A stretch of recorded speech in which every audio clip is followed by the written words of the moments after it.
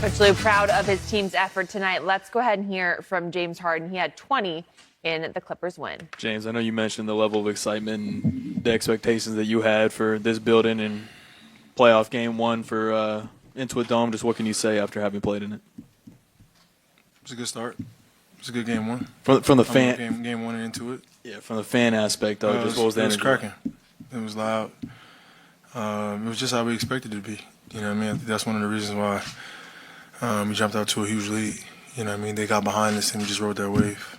I feel like you kind of made it a point of emphasis to be aggressive early. Was that something you were thinking about coming into this game that you felt this team needed? That's always.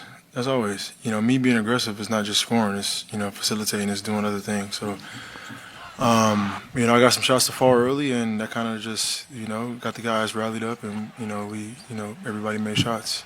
You know, we had opportunities, especially in the first two games, and shots that we didn't make. You know, which this league is a make or miss league. You know what I mean? So we knew other guys, you know, that hadn't, you know, made shots in the first two games were gonna make shots, and you know, they did that tonight. James, you guys finished the first quarter on a 10-0 run, and it seems like from then on out, you guys imposed you guys' will defensively. Yep. Never really looked back. Why are you guys so locked in defensively? I know game one you guys fell short, but it seems like since then you guys have been locked in. You guys haven't really had any letdowns. We've been that way all year long. Yeah. Like, that's our calling. Like, that, if we wouldn't even be in the postseason if it wasn't for our defense. So we know, like, going into games, like, no matter what happens offensively, you know, we gotta be on point defensively. That's what keeps us in the game. You know, so we've been like that all year, and you know, as much as perfect as we want to be, like we aren't. You know what I mean? So we make mistakes, we cover for each other, and we just continue to, you know, be resilient and keep fighting defensively. And you know, the first game, you know, we 20 turnovers on the road. You can't win. You know, it's very, very difficult to win, and we still gave ourselves a chance. Tonight, how many we had? 10. Like, that's the game right there. Game two, we had 10 as well. So you do that and you rebound the basketball, you make shots, you give yourself a chance to win. James, to you, right? I'm curious to know, like, what the conversation at halftime was. Like, you guys had a lead, and you know that, you know, you play well to start that second half, and you have control of the game. Like, what was the conversation like to just amongst each other to maintain control that y'all built and established? There are some things that we still could have got better at, like pick and roll. Jokic is up. You know, he's doing a good job of being up.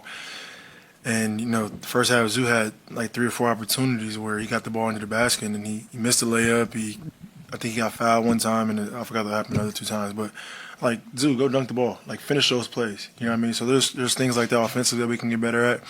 And there's some things that we adjusted to defensively that we saw that they were doing that we felt we can get better at. And so it's just, you know, it's constant. Like, there's no let-ups. There's always communication, and there's always, you know, room for improvement for us.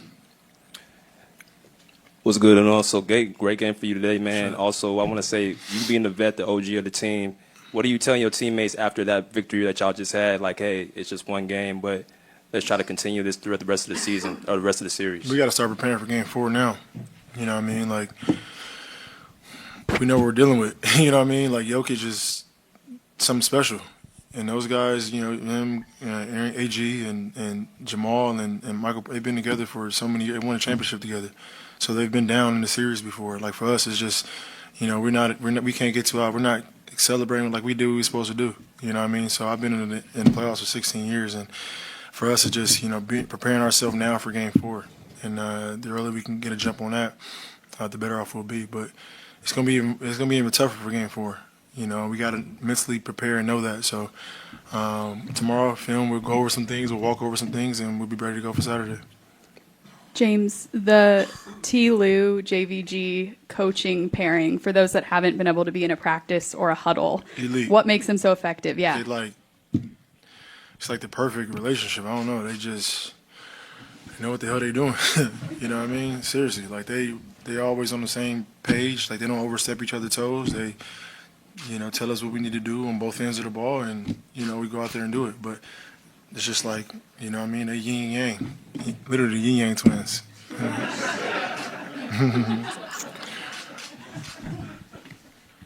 It's fucking hot up here. Seriously. James, you guys have been priding yourselves on your defense, and it feels like your defense wouldn't be as good as it would be without the camaraderie and chemistry you guys have. Like, we've seen the team photos you guys post and everything. Can you just tell us about, like, what's that chemistry been like and that camaraderie as you head into that playoffs? Because you can see everybody celebrating for each other. Very fun. Like, this is what when you think about an NBA team, this is what you envision. I've been on several different teams, and it's probably one of the coolest teams in the sense of like everybody understands who each other is, accept them for who they are, and go out there and compete and have each other's back. Knowing like who's the guys, this is what you're great at, this is what you're great at, this is what your weakness is, but we can cover up for that. Like, we all know, and that's what makes this team so special. So, we got a big game for us, and this is our first time going through this postseason. And as long as we continue to communicate and have each other's back, like, good things are bound to happen for us. James, you had mentioned like this is one of the coolest teams you ever been on. Yep. Can you talk about just what it means to you to play with a bunch of selfless guys? Yeah. Guys who just want to play defense and want to win and have the chemistry and sacrifice. That's a part of it. You know what I mean? Like, guys probably feel like they need to be shooting the basketball more, or getting more touches, or running more plays for whatever you want to call it. Like, these guys know that the ball's going to get to them eventually. You know what I mean? However that looks. And T. Lou and our coaching staff do an unbelievable job of, like, mixing it in. For me, my job is easy. You know what I mean? I can score, but I'm the facilitator as well. So I can understand when guys are getting shots, when guys are going, and when it's time for me to exert myself. And that's the cool part about it. You know what I mean? I'm, like, running the show, but understanding, like, hey, Zoo might have it going tonight, or Norm, or Y might have it going. And I'm cool enough to where if I don't got it going, or if those guys got it going, I can facilitate and make other guys better, or get those guys who got it going that night the ball. So, it's possession by possession, it's game by game. Tonight it was a collective group. Last game we see Y had it going. You know what I mean? First game I had it going. So it's a balance of just having each other's back, see who has it going, and then just riding the game, and it's going to dictate. It's going to show you, who got it going. So for our team, we got each other's back, and that's it's pretty cool to be around. James, I just want to know, what was the feeling like playing with such a loud and supportive crowd during the whole game? It was really loud. It was probably the loudest it's been all year. We expected that, but, like I said before, Game 4 needed to be even louder. Denver is a very, very tough team. They've been through it all, and, they're not going to just give in, so we got to make sure that we come out ready to go prepare for Game 4. Thanks. Let's go ahead and hear from Clippers head coach Tyronn Lue addressing the media after the big win. Lou. Thank you. You ready now? You want to look at the stat sheet first, Coach Tyloo? I'm good. Go ahead. I could do both. Debatable. When you talked about wanting to play better, was this an example of that? And what was behind you guys playing at a higher level tonight? Yes, this is what I was talking about.